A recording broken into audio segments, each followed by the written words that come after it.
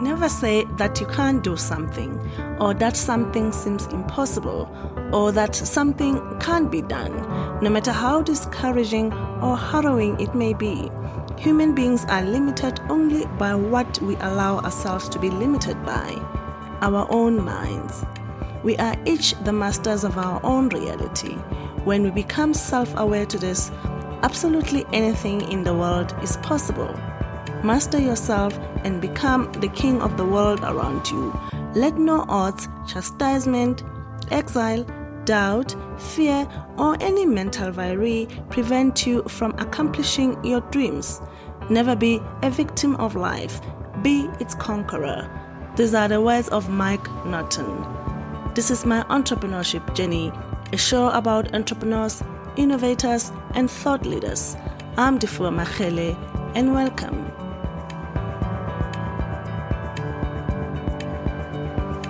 Papis Camara is a British, French, and Senegalese citizen who is currently living between England and France.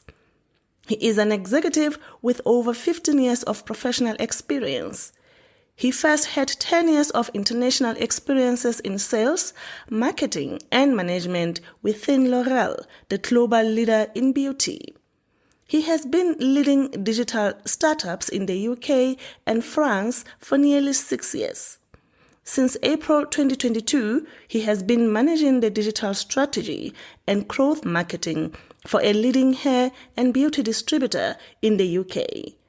Papis is the founder of Papis4Business, a consulting company specializing in digital, mentoring, strategy, and marketing. Finally, he is a lecturer in marketing and strategy at Thelma Business School based in Dakar, Senegal, which is the first management school in sub-Saharan Africa specializing in the luxury, fashion, tourism, and hotel-restaurant sectors. Hello, Papis. Welcome to the Merge podcast, and thank you for being here. Hello, Lufa. Thanks for having me.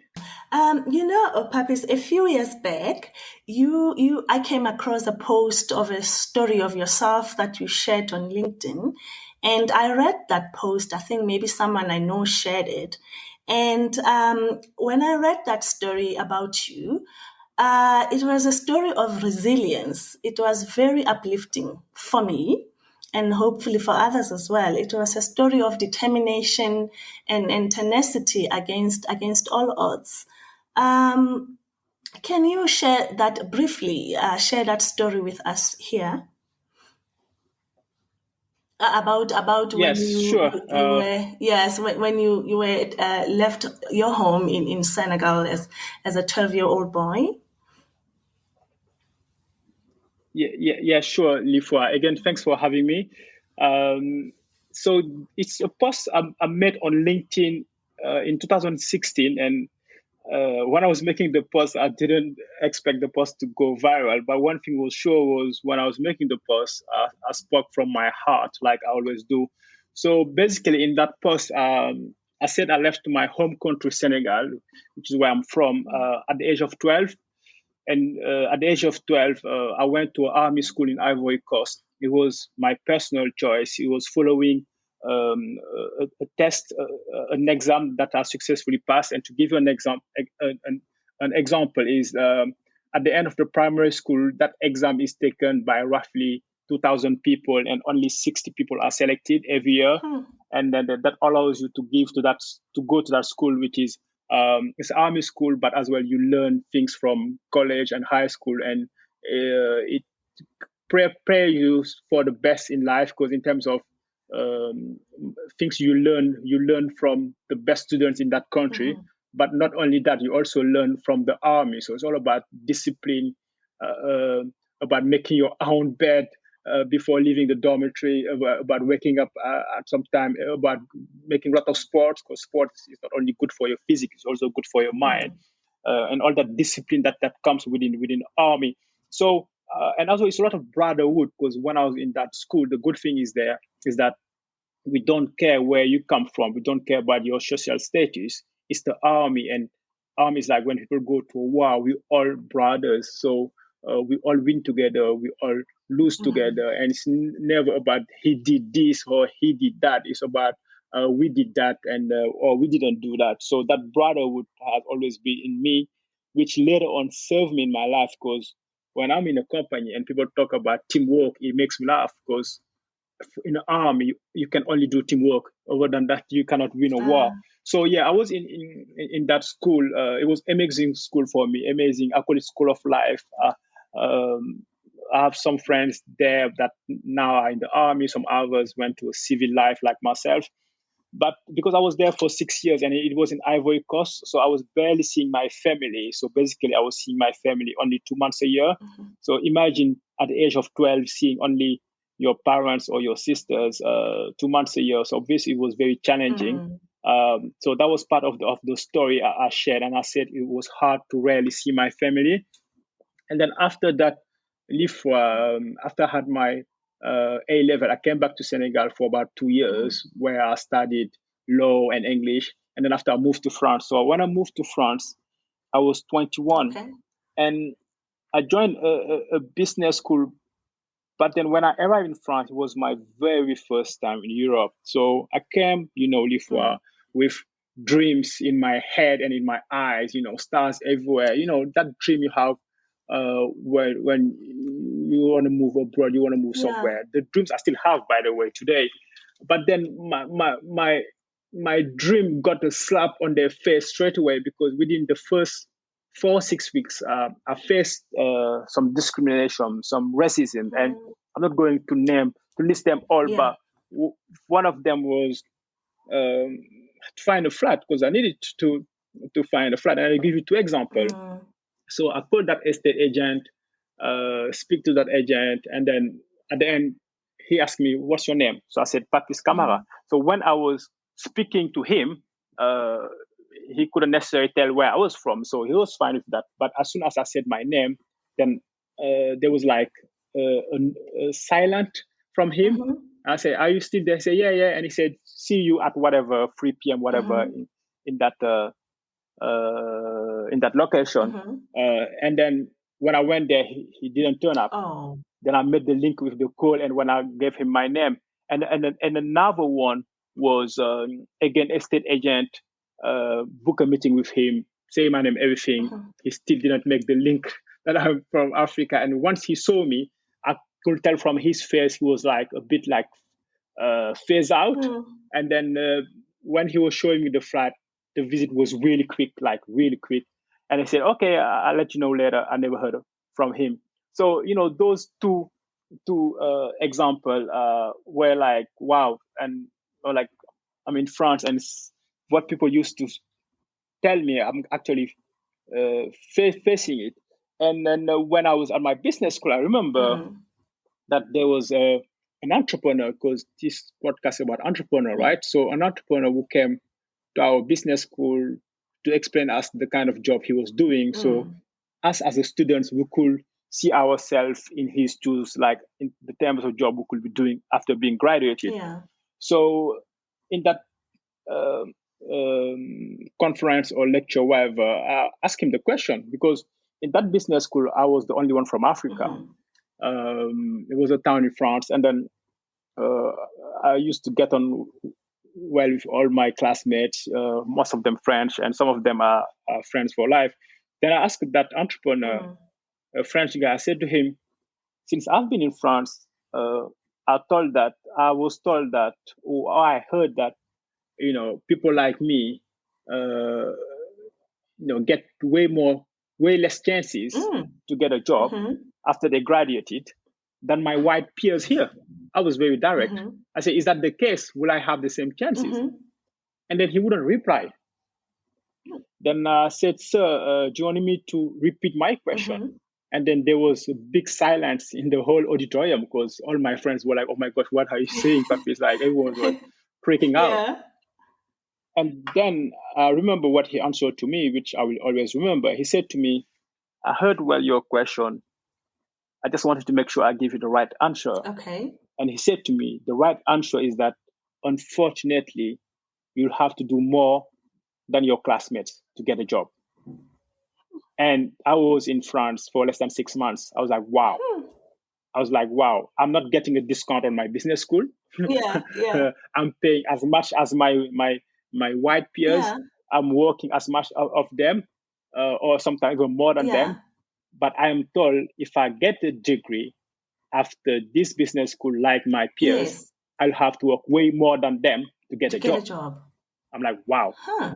But you know what, Lifua, Mm, that sentence actually was positive for me because like I use that sentence as something really unfair, which is the case. But life is unfair. If you want things to be fair, you can create your own world. You know, there are unfair things that true, happen true. everywhere in the world. Yes. But then I use that as a motivation, as a determination. In everything I do, Mm, I work more than the other. And that's why I'm where I am today. And we'll discuss it later. Everywhere I've been, I mm-hmm, work more than my others. And as well, um, another thing I was told in that story before we move to the next question is that, mm-hmm. you know, Lifwa, you have dreams and you tell about your dreams, your goals. Even as a child, you Yeah. tell your parents, and guess what? Your own parents, your own friends will doubt you. You say, you want to be a doctor, Lifwa? Oh, all right. You want to be an Mm, entrepreneur? You want to be a dentist? yeah. You want to be a pilot? You can dream. You cannot even count until 10. You said you want to be a mechanic, whatever, a physician, whatever. So I said to Yeah. that post that I put my ears on mute to face those dream killers, and I had to come with visions, goals, hard work, commitment, passion, and self belief. Then I end up the post Hmm. saying, always believe in yourself because the first person to believe in you should be yourself. Let me repeat that for your Hmm. audience who is listening Please, to us. please, yes. Always Yes. believe, always believe in yourself because the first person to believe in you should be yourself. Lifwa, Hmm. self belief is so underrated. We live in a world where people doubt us all the time. We live in the world Yeah. where you put TV on, it's negative. You go on social media, it's negative. People are negative. Hmm. So it's so key to believe in your own self. That's the first thing you have to do because people will put you down anyway. Hmm. So why would you put down yourself? That's why that self belief is really key if you want to succeed in life. So that was the nature of Mm-hmm. my post. And you're right, the post went viral. Back then, after only 2, 3 weeks, there were 1 million views, and that was just 3 weeks. Hmm. Then I had some people reaching out for interview, including one NBA magazine from the US, and then some people reached out just by message saying thank you, I can relate, or thank you, lifting me up. And from that day, I Yeah. realized that I had a story to tell, and then I cannot just Yeah. stay without sharing stories, without telling positive Mm. things, and without lifting up people. And that's why I've been doing it for years now. Yeah, yeah, I can tell you, I got something out of that, and thank you for that, and of course you worked harder, than your peers, and because after your business school, now you went on to work for L'Oreal there in France, am I right? Yes, yes, yes, indeed, yes. Okay, and then you worked excellently, worked in other countries as well, but then you later left that big beauty business. Why did you leave? Yeah, that's a very good question that people have been asking me for nearly 6 years now. So, yeah, you're right. After my business school, I joined L'Oreal in 2007, uh, June Mm, 2007. So 4 years after coming in France, and that was my first full-time job straight after the school.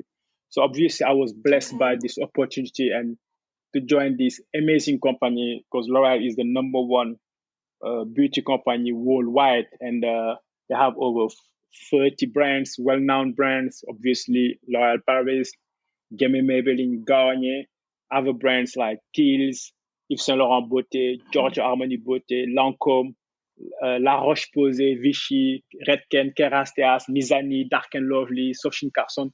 So they have so many brands sold in different distribution channels. So hairdressing is one of Mm-hmm. them. Then what we call the consumer division or the drugstore or the supermarket. Then you have what we call the high street or the luxury channel, or department stores or the malls, because I know there are a lot of malls in South Africa where you are right now. And Oh what we call yeah. as well the pharmacy or parapharmacy, like Vichy or Roche-Posay. So I was lucky enough, I worked within 10 years.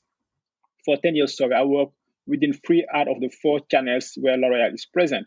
So I started as an account manager for the hair salon division, where I had account base of 120, 150 salons to deal with in Lyon, in France.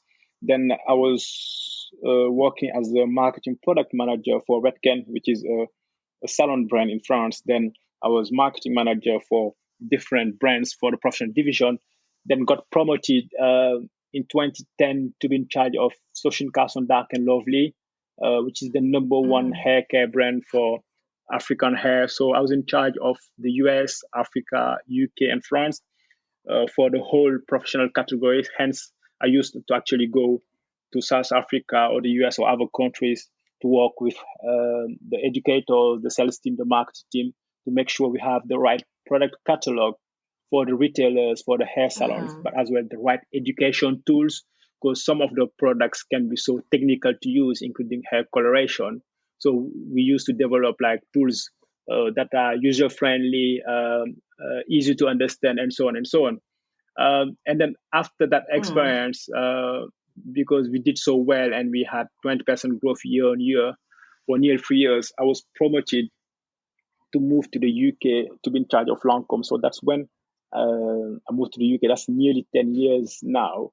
And Lancome being the Yeah. number one luxury brand for L'Oreal, just so people know. And UK being the number one Yes.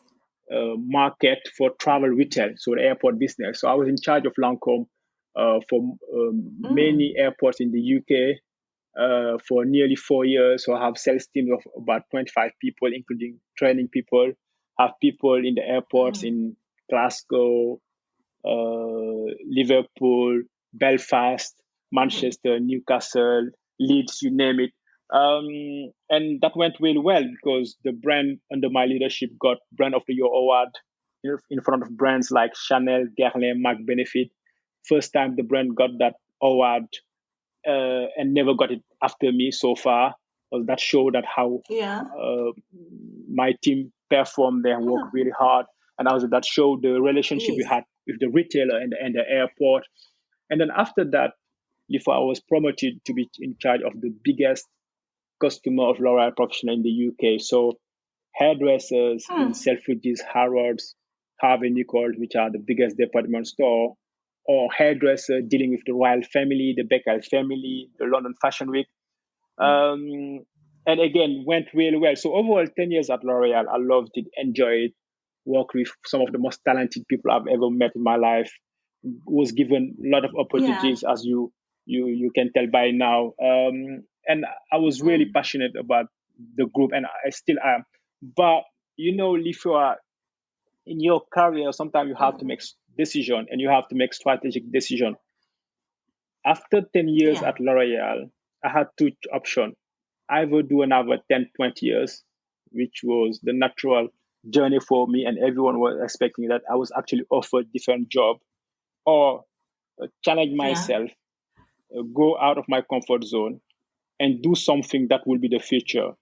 So 6 years ago, in 2016, I decided to leave Yes. L'Oreal because I was like, before I work within different sales channels, so hairdressing, hair salons, supermarket, high street, department store, Yeah. travel retail.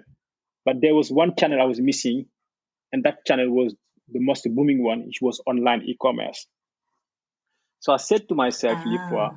L'Oreal is well known for marketing, for hair color, for branding, but not e-commerce. It's not their DNA. So I said to myself, if I want to learn e-commerce, I want to learn with people who are expert in e-commerce. So that's how I joined the Hood Group, which is the fastest growing online retailer in whole Europe for health and beauty and wellness.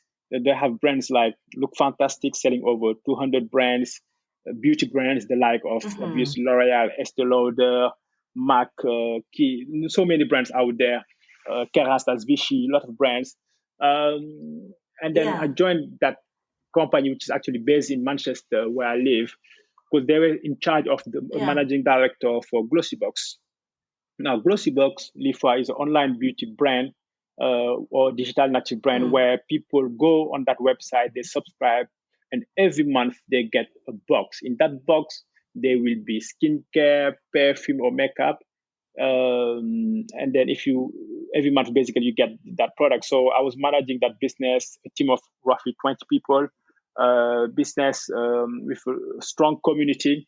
And then after that, I joined a new joint venture called You Parfum. So You Parfum was an idea from two investors, one based in Dubai, one based in the UK. And the idea was under my leadership to create a brand new perfume brand, high-end perfume, sold purely online. So the whole concept, Lifua, is how to sell a perfume online without smelling it, because it was all about the community feel, the storytelling, the narrative. So all about putting the perfumers at the center of that brand. Because the beauty of You Parfum was that we partnered with world-class perfumers. And when I say world-class perfumers, it's not a marketing or PR thing. It's because those same perfumers have designed perfume for Joe Malone, for Penhaligon's, for some of the most well-known perfumes in the world. So we partner with them, and every 2 months we release 3 new scents. So the idea is, again, you go on that website exclusively. You can buy the box on a one-off, or you can subscribe to get the box every 2 months.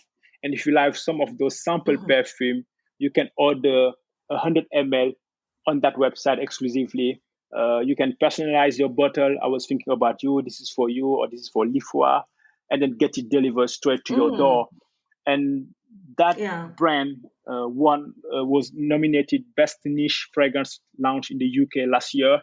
The brand is live. You can check the website, You Parfum, if your audience want to go check it. And then after that, that's when I decided then to create my digital agency. So I created in May 2020, so nearly 3 years now, where we advise companies, whether it's beauty, wellness, lifestyle, consumer brands, we advise them mainly in their digital strategy, or help them build top-notch website.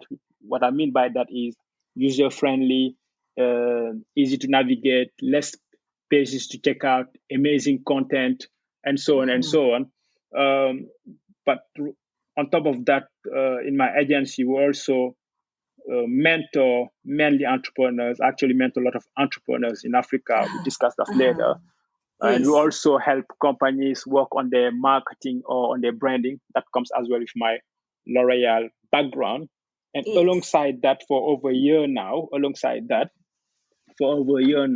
I've been leading the digital strategy and the growth marketing for one of the hair and beauty retailer in the UK. So it's a leading distributor in the UK, mainly for B2B customers. So their customers are hair salons, beauticians, barber, salon spa, and so on. And I'm in charge of leading the whole digital strategy for the distributor. On top of that, I also lecture at the business school in Africa, which is the first one specialized in luxury and fashion in sub-Saharan Africa.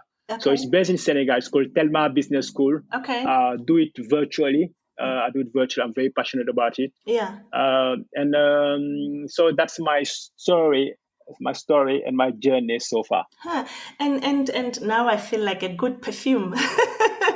And so when you now went to start now your agency, this Papis4Business, you started the company with your own money, or you got some investors? Yeah, good question. I managed to do it on my own.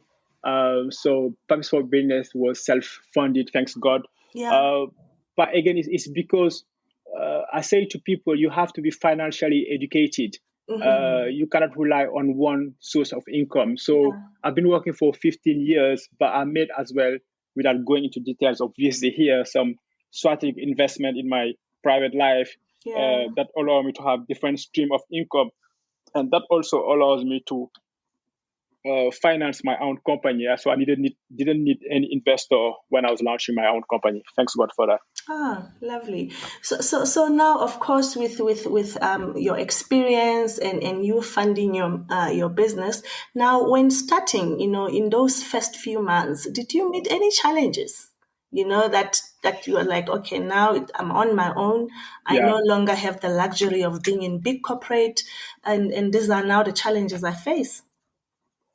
yeah, that's a good question actually. For yeah, lot of challenges. Entrepreneur is a very long journey. People don't realize. So Mm, actually, since I've been doing Papis4Business, I have even more respect for entrepreneurs than I had before, mm, because it's a long journey. When you have a job in general, full time job, it's a permanent job. You can have guarantee of income in general. I mean, every mm, month, you know what you expect or not. With your own company, it's different. Sometimes you can have less, sometimes you can have more. So it doesn't only depend on you. That's so obviously that itself is a challenge. The fact that it's your own company, people don't realize, but you tend to work more because obviously you need to pay the bills, so you need to get things happen. mm. And another challenge which I didn't expect, Lifra, is that it's very, I think human beings sometimes can be funny. It's like, since I've had my own agency, I have so many people who come to me for free advice. I mean, Mm, it's a consulting company. People wouldn't go to the biggest consulting companies like Deloitte, Bain, yeah, McKinsey to ask yeah, free advice. yeah, But the same people will come to you. And I have even example of people coming from big companies. You'll be surprised, is and they it? expect things for free. Yeah, yeah, yeah. So trust Okay. me, it's a bit sad to be fair, because Yeah. I was expecting the other way around. Like people will actually support you, but Yeah. A, people as challenge will expect free. B, as well, I had people that I learned from the beginning. I don't do it anymore. You work for them and they don't pay you. Mm-hmm. So I've learned from that. And now before Mm, doing any work, you have to pay 50% in advance, because I mm, had unfortunately experience where I deliver a work and people didn't pay, right? mm. So yeah, obviously some challenges, but overall the learning was really worth it, because again, you work with different companies, different people within different industries. You learn more in terms of resilience, Yeah. Yeah. because like I say, it's tougher to be entrepreneur, Mm. and then it just makes you as a more complete professional, which at the end of the day will make you a more and a better person. That's my Yeah, belief. yeah, yeah. Actually, it takes me into this next question I'm curious about, because most entrepreneurs, which is a fact, I think, will tell you that, like you just said, entrepreneurship is a lonely journey. It is hard. Some will even go as far as it is a cutthroat business, to be an entrepreneur, because you have to rely on yourself and the people that work for you and with you. They depend on your success for them to be successful as well. But when I was going through, researching your company, I could tell that your business is people centered. I could tell that at the heart of your company or your business is empathy and compassion. Now my question is, how did you manage to reach that level of awareness? Is it some work that you did, or you're just naturally like that? That's a good question. I think humbly I will say both. I've always been a people person, Mm, uh, but I also say you become better manager by leading, by managing, and you become a better manager, a better leader through work and life experience. Only work experience will not be enough to make you a better leader, and mm, only life experience wouldn't be enough. You need to combine both. And I give you an example. When I was promoted to move to the UK, yeah. within my first 2 weeks, I remember I was staying in a hotel when I first moved to the UK for nearly two months, and then I remember, Yeah. ironing my shirt, getting ready to go Yeah. to meetings from the hotel room, right? And then I got a call at 8 a.m., 8 in the morning, from Yeah. somebody in my team. Because Okay. remember, I was in charge of Lancome within the travel retail. So I had a team across the whole UK within different cities, Manchester, Birmingham, Newcastle, and so on. So I Mm. got somebody from my team who rang me 8 in the morning. I'm like, wow, that's unusual. Okay. I pick up the phone and she's crying. And Oh. bear in mind, I was in the job for just 2 months, 2 weeks actually, and she was crying. I'm like, Oh. what's going on? She said, my cousin got shot. Oh. She said, my cousin got shot. And Okay. that's so cool. I got 8 in the morning within 2 weeks in the job. Huh. So she was crying. All there was my cousin got shot. And it's actually a sad story, so all over the news. Mm. But anyway, I will not go into detail in that story. But the 6 months following that call, Mm. I had to make sure I was there for that person. So obviously she took time off. L'Oreal was supporting her as well. There was mental health support. Yeah. She could take time off and still get paid. But this, on top of that, I was there for her. So she will call me. She'll mess up anytime she needed. So I was always there to bring that genuine empathy, genuine compassion, because it's a horrible thing. But at the same time, I want you to make sure she will be also ready to come back to work, because Mm. unfortunately life goes on. So the reason why I'm giving this example is that you don't learn things like this through business school. You can go to Harvard, you'll never learn that. That's why I Yeah. say you become a better leader through work and life experience. So by Yeah. going through those experiences, by dealing with those experiences, not running for them, but dealing with them, you become a better person in Mm. terms of compassion and so on. So that's that compassion I try as much as I can to bring to my own agency. When I Yeah. speak to leaders, to managers, to entrepreneurs, I try to understand them while before understanding their own business, Mm. and then Mm. try to be as empathic as I can. But that's Yeah. also part of my nature. Hmm. Papis, I know you are passionate about the economic growth and the economic development of Africa. So, across Africa, there are entrepreneurs and looking for growth. So, what is some of the advice you can give them if they are looking for collaborations with foreign markets or with other international businesses? What are some of the advices you can give them before looking for entry into these markets? How should they approach these markets? Yeah, I'm glad you asked actually that question about Africa because anyway, we nearly at the end of this Yes. podcast. Yeah. But the advice I give to those entrepreneurs in Africa is the same Mm. example I will give to anyone, by the Yeah. way, wherever you are in Africa, India, Europe, wherever. Uh, Mm. First of all, you want to make sure you have the right skill set. Mhm. Like in regardless the industry you will be working in.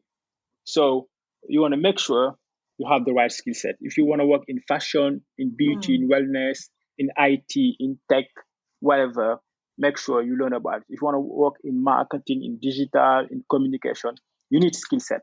If you Yeah. don't have it, good news, you can go learn. And Mm. nowadays, that's what live for. There is no excuse not to learn because Mm. everything is online and a lot of things are actually free, right? So True. you make sure you go learn. You learn about the industry, you learn about the market, you learn about the competition, and so on and so on. That also brings you credibility. So that's one thing. Another thing I will say is that you make sure that whatever you choose, you're passionate about it. Because the Mm. sad reality, Lifwa, of professional experience or career is that you will spend more time with your team, colleagues, suppliers, managers, investor than your own family. And I can Mm. relate to that. I can relate to that, right? So Mm. you want to make sure you are passionate about what you do. What you do will never be perfect. Never. There's nothing such a perfect thing. However, if you are passionate about it, that makes things easier. So make sure you are passionate about what you choose. If you haven't found that yet, keep looking, right? So that's really Mhm. key. Uh, and then as well, another thing, obviously, like I said before, you need to have a self belief because it will be hard, it will be challenging. But if you don't believe in yourself, A, no one will believe in you to jump on a project with you. B, you won't go far. So you Mm. need to have that self belief. and then come with what I said earlier on that post. You need obviously a clear plan. You need some goals, right? You need a clear vision and that resiliency, because you're going to fail. Regardless how good you are, you will fail. That's the nature of life, right? You will fail.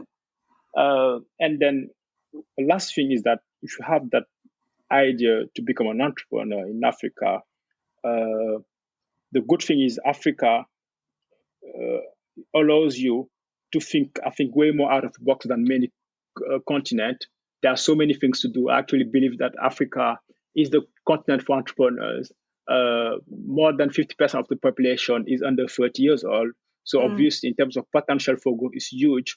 That population will be so digitally savvy because their generation, right? So a lot of signs are good for you to be entrepreneur there. Because of that, just jump. Don't overthink. Just jump. Worst case you can do Just jump. is to learn. Yeah, because we never fail, we learn. That's what Nelson Mandela said once. Yes. Yeah, and you are from South Africa, so you can well it. You don't. It's not a failure. It's a learning. If it doesn't work, you have learned something. So just jump. Don't overthink. Papis, thank you. In closing, what is your favorite book that you can share with us that has helped you in your journey of life or journey of entrepreneurship? Oh wow, that's actually a very good question. There is a book that many books obviously. Yeah. There are two books which kind of changed my life. There is I think it's called what's called Things Like a Millionaire or Millionaire Mindset, something like that. Things Like a Millionaire or Millionaire. It's from T. Harvey. It's like from T. Harvey. It's called Millionaire Mindset, something like that. And that book basically changed my life because it's all about financial education. I told you about financial education before. It's all about financial education and give you concrete example. And for instance, people might go to a coffee place. I don't want to name a brand here. Yeah. To a coffee place every day, buying coffee for £5, cappuccino, whatever. So yeah, you know where I'm going with that, right? Yeah. So yeah. So the exact title of the book is actually Think Rich to Get Rich: Secrets of the Millionaire Mind. So it's by T. Arb Eker, Secrets of the Millionaire Mind, if people want to check that. So anyway, so imagine you go to a coffee place, cappuccino, £4, let's say £4 or €4, cappuccino every day for 5 days in a week. 4 times 5 in a week, right? It's like £20 in a week. If you do it in a month, it's £80. Then if you do it £80 in a year, obviously I'm being a bit extreme here, but 8 times a year is 960, nearly £1,000 just on coffee. Now imagine that £4 a day you're spending. If you go to a supermarket to buy coffee in a sachet, bag sachet, or even by capsules, that £4 might be actually at least 1 month's supply of coffee for you.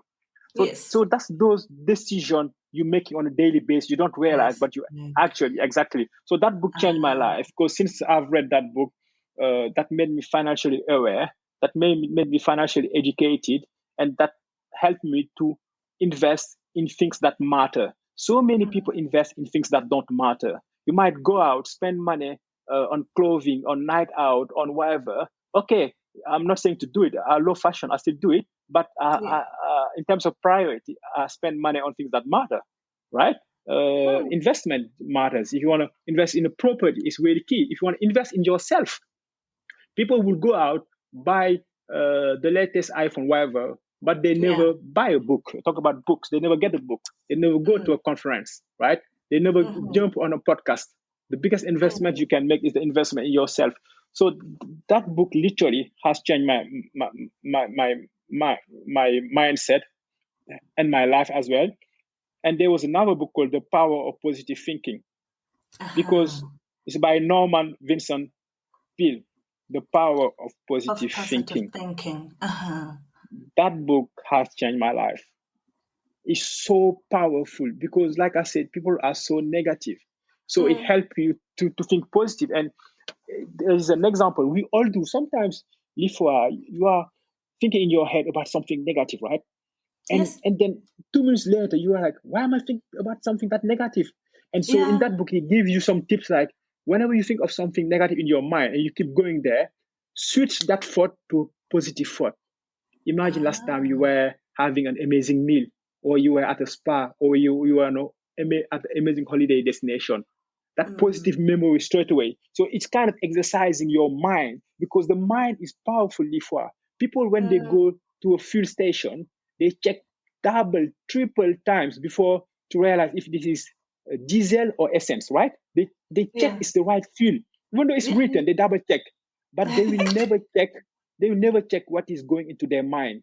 They let the whole garbage coming into their mind, the gossips, the bad news, all those things. Your mind is so key. Your mind is so key. So thinking positive, being positive, it comes with many things. The way you talk. If you talk, you use vulgar language, you swear, it's a positive mindset. It's a positive mindset. The way you dress up, it says a lot. The way you walk says a lot. The way you shake hands says a lot. The way you look at people says a lot. Does it make sense? If you come to a meeting room rather than going in front, you're going at the back, that says a lot. If at the end of the conference of a meeting, everyone is asking questions, you're not asking questions, that says a lot. So that's why that book changed my mind, hence changed my life. So, Papis? Yeah. yes. Yes. Go on.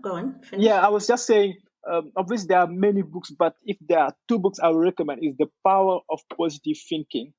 The Power of Positive Thinking by Norman Vincent Peale.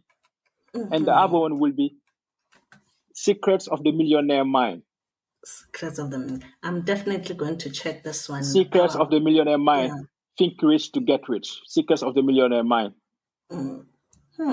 Papis, thank you. Thank you very much for being here. Thank you for your insights. Those have been really eye-opening. And in my language, Sesotho, we say "Ke a leboha." Hey, Means what does it thank mean? you. Boha? Oh, okay. Yeah, it means thank you. Listen, Lifa, it was a pleasure. I hope your audience, or at least some of your audience, could relate through my journey. It's always a pleasure for me to share, because, as you say, sharing means caring. I also, Yes. in return, will say thank you, and in my language, in Wolof, we say jërëjëf, which is a way to say thank you in Senegal. So thanks for that, and thanks as well for being in touch with me.